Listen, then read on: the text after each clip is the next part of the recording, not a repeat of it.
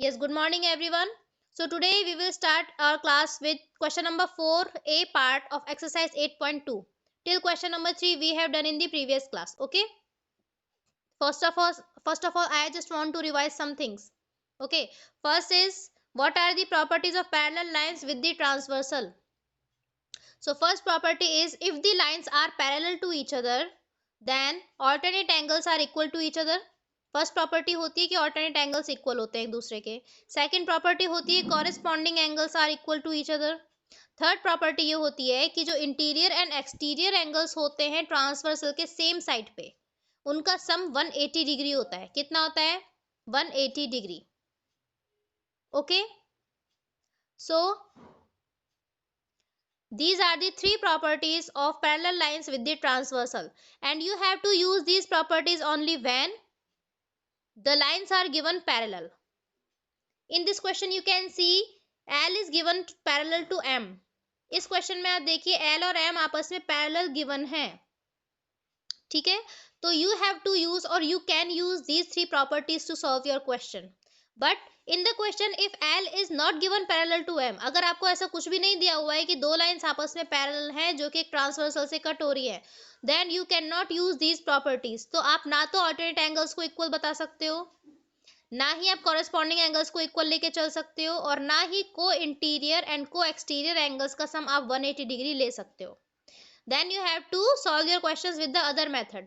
उसमें first method तो ये होता है कि अगर आप उन लाइंस को पैरेलल प्रूफ कर सके स्टार्टिंग में ही कि भाई दोनों पैरेलल है, then you can use properties.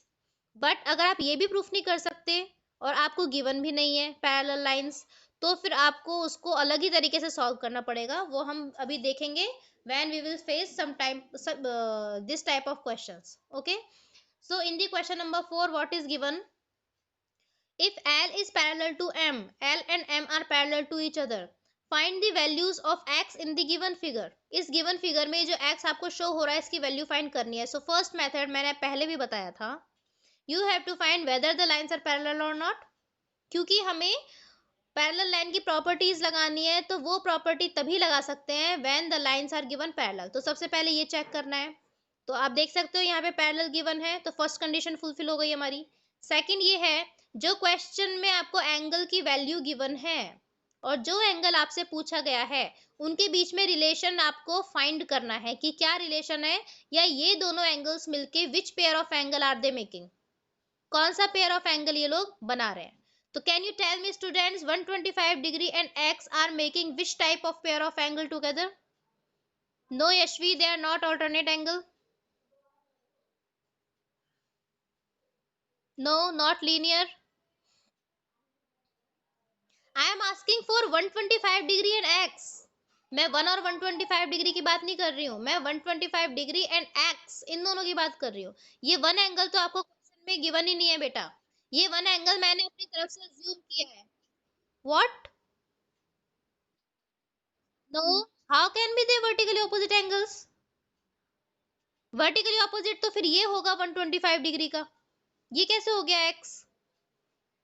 देखो ना, तो ये ऑल्टरनेट एंगल्स हैं, ऑल्टरनेट इंटीरियर और ऑल्टरनेट एक्सटीरियर किसी भी तरीके के नहीं है. ये एक्सटीरियर में है, ये इंटीरियर में है, तो ये एक्सटीरियर या इंटीरियर का तो कोई भी पेयर बना ही नहीं रहे.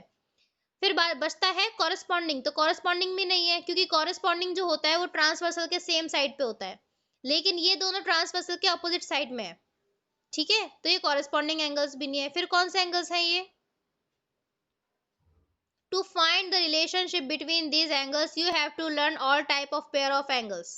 जितने भी पेयर ऑफ एंगल्स हमने पढ़े हैं वो हमें यहाँ पे लर्न करना पड़ेगा. Yashvi, how can be the alternate interior angles बेटा? 125 डिग्री एक्सटीरियर में है और x एंगल इंटीरियर में है, तो दोनों इंटीरियर का पेयर कैसे बना सकते हैं? ऑल्टरनेट इंटीरियर में तो दोनों ही एंगल्स इंटीरियर में होने चाहिए ना. ये तो 125 डिग्री एक्सटीरियर में है, x इंटीरियर में है. बेटा ये किसी भी तरीके का कोई पेयर ऑफ एंगल नहीं बना रहे हैं, किसी भी पेयर ऑफ एंगल की कंडीशंस को ये फुलफिल नहीं कर रहे हैं. ठीक है, तो इनके बीच में कोई रिलेशन नहीं होगा. और इस कंडीशन में जबकि दिए गए और पूछे गए एंगल के बीच में कोई रिलेशन नहीं है, we have to define one more angle. वो फिर आप कोई सा भी एंगल मानिए, वो आपके ऊपर डिपेंड करता है, जिससे हमारा क्वेश्चन सॉल्व हो जाए. ठीक है, ये एंगल 1 मैंने इस तरीके से अज्यूम किया है कि इसका रिलेशन 125 डिग्री के साथ भी है और x डिग्री के साथ भी है। 125 डिग्री के साथ ये लीनियर पेयर बना रहा है और x के साथ में ये कॉरेस्पॉन्डिंग एंगल बना रहा है। लीनियर पेयर क्या होते हैं? एक स्ट्रेट लाइन पे एक रे स्टैंड करती है तो जो दोनों बनने वाले एंगल्स होते हैं दे आर लीनियर पेयर। और कॉरेस्पॉन्डिंग क्या होते हैं? जो ट्रांसवर्सल के सेम साइड में होते हैं, तो अप साइड वाला अप साइड के साथ जो एंगल बनाता है दैट इज कॉरेस्पॉन्डिंग एंगल। सो मैंने क्योंकि ये एंगल अपनी तरफ से माना है, ये क्वेश्चन में गिवन नहीं है। और क्यों माना है? क्योंकि इन दोनों में कोई रिलेशन नहीं मिल रहा मुझे। ठीक है, तो हम इसके थ्रू अब दोनों में रिलेशन फाइंड करेंगे। तो let angle 1 be the linear pair of angle 125 degree. Angle 1 को मैंने 125 डिग्री का लीनियर पेयर मान लिया।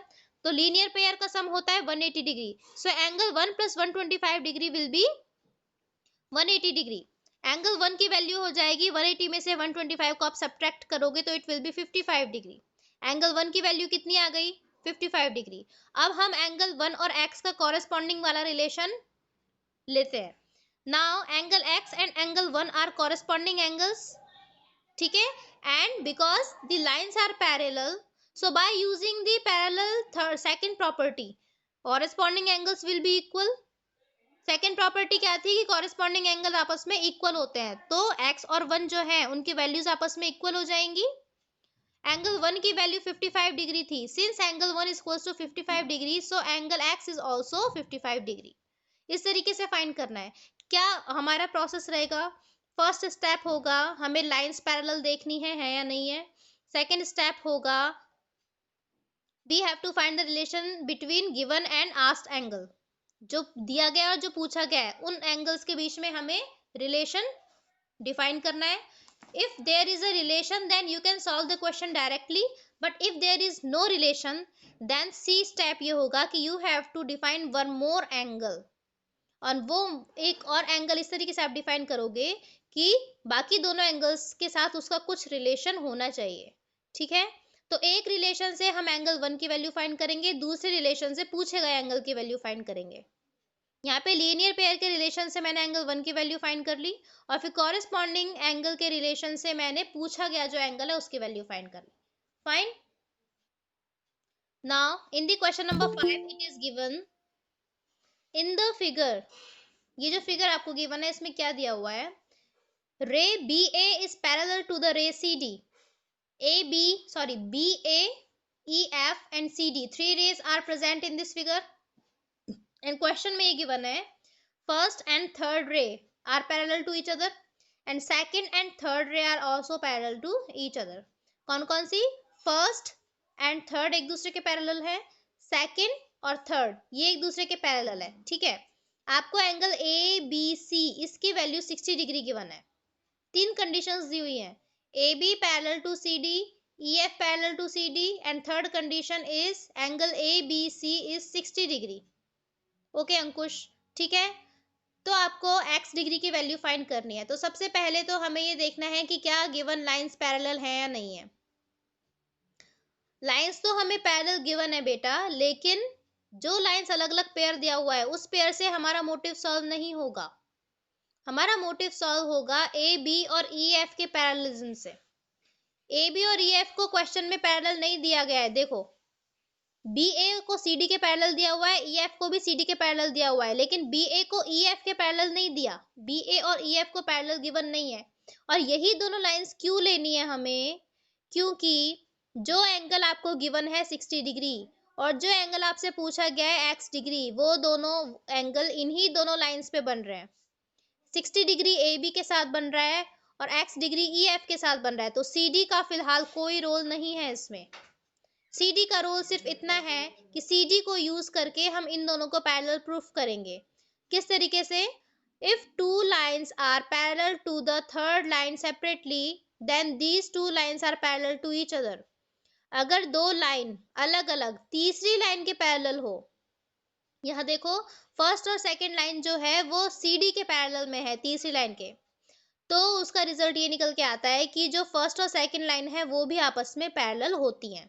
ठीक, यानी कि B A is parallel to C D EF is parallel to CD, दोनों एक सेम लाइन के पैरेलल है, तो ये दोनों भी आपस में पैरेलल होंगी। It implies BA is parallel to EF। Okay, तो मैंने BA और EF दोनों को पैरेलल प्रूफ कर दिया यहाँ पे, यानी कि फर्स्ट जो हमें स्टेप होता है पैरेलल होनी चाहिए लाइन, वो हमें मिल गया यहाँ पे। BA और EF दोनों एक दूसरे के पैरेलल है। सेकंड स्टेप आपको क्या करना है, जो ये गिवन है एंगल 60 डिग्री और जो पूछा गया है x डिग्री, उनमें रिलेशन फाइंड करना है। तो क्या इनमें कोई रिलेशन है? So you can see 60 degree and x degree are not forming any pair of angle. So we have to define or introduce one more angle. I am defining the angle 1 here. ठीक है, मैंने आपको क्या बोला था, अगर दोनों में कोई रिलेशन नहीं आता है तो एक तीसरा एंगल हमें इंट्रोड्यूस करना पड़ेगा। मैंने यहाँ पे एंगल 1 इंट्रोड्यूस किया है और ये इस तरीके से इंट्रोड्यूस किया है कि 60 डिग्री और x डिग्री दोनों के साथ इस एंगल का कुछ कुछ रिलेशन है। 60 डिग्री के साथ में ये ऑल्टरनेट इंटीरियर एंगल बना रहा है और x डिग्री के साथ में ये लीनियर पेयर बना रहा है। देखो किस तरीके से, अगर मैं इसको हाइड कर दूं, इस तरीके से मैंने हाइड कर दिया, तो ये Z शेप बन रही है, यस और no? Is it Z shape और नो? बन रही है Z शेप। और Z शेप कौन से एंगल्स में बनती है बेटा, कौन से पेयर ऑफ एंगल में बनती है Z शेप?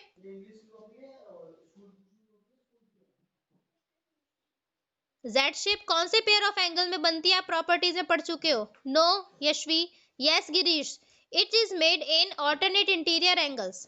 ये देखो Z शेप बन रही है, इसका मतलब 60 डिग्री और 1 आपस में ऑल्टरनेट इंटीरियर एंगल है। 60 डिग्री यानी ये वाला angle A B and E, यानी कि angle A B E and angle 1 are alternate interior angles. तो मैंने जो ये एंगल अज्यूम किया है उसके लिए मैं स्टेटमेंट लिख रही हूँ यहाँ पे, let angle 1 be the alternate interior angle of angle ABE। ठीक है, एंगल 1 को मैंने क्या माना यहाँ पे, एंगल ABE का ऑल्टरनेट इंटीरियर एंगल, क्योंकि Z शेप है तो इन दोनों के बीच में यही रिलेशन होगा। और आप जानते हैं कि लाइंस पैरेलल हैं एक दूसरे के, then they will be equal to each other. Alternate interior angles are equal to each other because the lines are parallel to each other. Property में आपने पढ़ा है, ठीक है।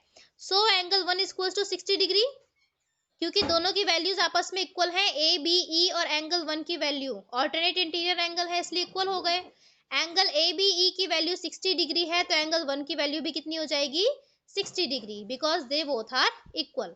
Now we have find the value of angle 1। With the help of this angle 1 we will find the value of x degree by using the linear pair relation. Now angle 1 and x degree both are linear pair of angles. Why? Because a ray EF is standing on a straight line BC and the angles so formed are called linear pair of angles. एक रे है, एक straight line है BC, उस पे एक रे stand कर रही है EF, तो ये जो बनने वाले दोनों एंगल्स होते हैं लीनियर पेयर होते हैं। मींस एंगल 1 और x डिग्री दोनों का सम 180 डिग्री हो जाएगा because they are linear pair of angles. बेटा ब्रैकेट में रीजन लिखना मत भूलना, otherwise I will cut the marks. So angle 1 की वैल्यू 60 डिग्री आ गई, वो मैंने यहाँ रख दी। तो 60 degree plus x degree is equal to 180 degree. x degree की वैल्यू यहाँ से आ जाएगी 120 डिग्री। क्या किया मैंने, सबसे पहले मैंने इन दोनों लाइंस को पैरेलल प्रूफ किया, यहाँ मैंने प्रूफ कर दिया। देन 60 डिग्री और x डिग्री के बीच में आपने देखा कोई रिलेशन नहीं है, तो मैंने एक नया एंगल लाया है बीच में, एंगल 1, ये है 60 डिग्री का ऑल्टरनेट इंटीरियर एंगल, तो दोनों की वैल्यू सेम हो जाएगी, एंगल 1 की वैल्यू हो जाएगी 60 डिग्री। ठीक है, वेट अंकुश। उसके बाद में क्योंकि 60 डिग्री एंगल 1 की वैल्यू आ गई है और ये दोनों ही लीनियर पेयर हैं, तो लीनियर पेयर से मैंने x डिग्री की वैल्यू फाइंड कर ली। ठीक है, move to the question number 6। Question number 6 में क्या दिया हुआ है आपको, if in the given figure L is parallel to M। ये जो फिगर आपको गिवन है इसमें आपको ऑलरेडी क्वेश्चन में ये दिया हुआ है कि L और M टू लाइंस आपस में पैरेलल है and angle 2 is equal to 125 degree. Angle 2 की वैल्यू गिवन है, वो पूछ रहा है एंगल 8 की वैल्यू क्या होगी और क्या एंगल 2 और 8 आपस में इक्वल होंगे। तो क्या क्या गिवन है, L is parallel to M and angle 2 is 125 degree, ये तो आपको गिवन है। पूछा क्या क्या है, एंगल 8 की वैल्यू क्या होगी और एंगल 8 और 2 आपस में इक्वल है या नहीं। तो उसके लिए देखो मैंने क्या लिखा है, here L is parallel to M and line N is transversal. Transversal क्या होता है, जो दो टू लाइंस को डिस्टिंक्ट पॉइंट्स पे कट करता है, ठीक है, मिनिमम टू लाइंस को। तो यहाँ पे टू लाइंस है एल और एम, इनको एन जो लाइन है वो अलग अलग पॉइंट्स पे कट कर रही है, so N is transversal. Fine. So L is parallel to M. हमने क्या कहा पहले कि आपको सबसे पहले ये देखना है लाइंस पैरेलल हैं या नहीं है। तो लाइंस पैरेलल हैं एंड हमें ट्रांसवर्सल मिल गया। Now we have to find the relation between 2 and 8।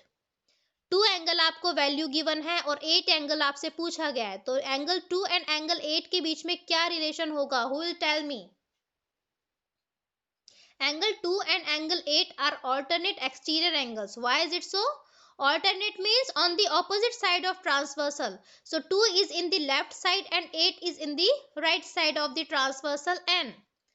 Okay, exterior means they must be exterior of the L and M. L और M के outside में होने चाहिए। तो देखिए 2 और 8 दोनों ही L M के outside में है and they are making cross shape. Okay, so angle 2 and angle 8 are alternate exterior angles. मैंने यही statement लिखा है यहाँ पे। And you know, when the lines are parallel, then alternate exterior angles are equal to each other. Because L is parallel to M, so angle 2 is equals to angle 8. ठीक है, दोनों alternate exterior angle है तो उनकी values भी equal होंगी। सो angle 2 की value given है 125 डिग्री, तो एंगल 8 की वैल्यू भी कितनी हो गई, 125 डिग्री। ओके, सो हमसे दो क्वेश्चंस पूछे थे, find the measure of angle 8। So measure of angle 8 is 125 degree and is angle 8 equals to angle 2, कि क्या एंगल 8 और एंगल 2 आपस में इक्वल है। तो वो भी हमने यहाँ बता दिया और उसका रीजन भी बता दिया, because they are alternate interior angles, so angle 2 is equals to angle 8। Okay, so this was question number 6. So today in the classwork we have completed 3 questions. Question number 4 A part, question number 5 and question number 6. This was your classwork and your homework for today is exercise 8.2 question number 4 B and C part you have to do in the homework. A part हमने कर लिया, B and C part आपको homework में करना है। अब मैं आपको एक रफली आइडिया दे देती हूँ कि ये दोनों questions किस तरीके से होंगे। देखिए, These are B and C parts of question number 4. Question number 4 में ये बोल रहा है if L is parallel to M then find the value of X. L और M ये दोनों लाइंस आपको पैरेलल गिवन है, आपको X की वैल्यू फाइंड करनी है, ठीक है। Now no one will leave the class now. I am explaining you how do you have to do the homework. Okay, no one will leave the class. T is the transversal and L and M both are parallel to each other. Now you have to find the relation between 2x and 3x. दोनों के बीच में क्या relation है, इसको अगर मैं rotate कर दूं, so you can see they are the interior angles on the same side of transversal. Transversal T के सेम साइड पे है और दोनों ही L और M के बीच में है, तो they are co interior angles and the sum of co interior angles is 180 degree. So 3x plus 2x will be 180 degree and from this equation you will find the value of x. ठीक है, x की value आप find करोगे, यहाँ से reason लिखना है bracket में कि क्यों ये 180 डिग्री के इक्वल है। इसी तरीके से C पार्ट में T ट्रांसवर्सल देखिए 110 डिग्री एंड x, ये दोनों आपस में को एक्सटीरियर एंगल्स हैं, ट्रांसवर्सल के सेम साइड में है और एक्सटीरियर पार्ट में है दोनों ही, तो दीज विल बी कॉल्ड को एक्सटीरियर एंगल्स। और क्योंकि लाइंस पैरेलल है तो सम ऑफ को एक्सटीरियर एंगल्स इज 180 डिग्री, तो x और 110 डिग्री का सम हो जाएगा 180 डिग्री। यहाँ से आप x की वैल्यू फाइंड करेंगे और यहाँ भी ब्रैकेट में आपको रीजन लिखना मस्ट है, ठीक है। तो इस तरीके से आप क्वेश्चन नंबर 4 के B एंड C पार्ट करेंगे। Okay, thank you.